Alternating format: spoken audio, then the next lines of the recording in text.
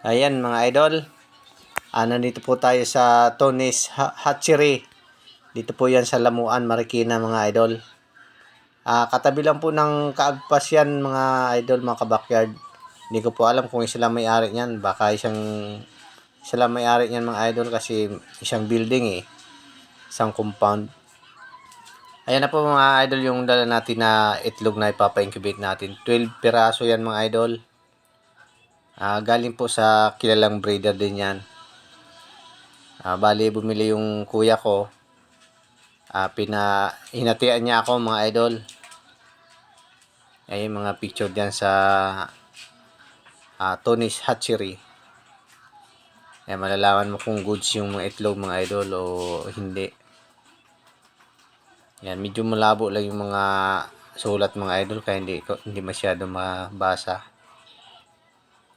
Ayan mga idol. Ngayon lang yan mga idol.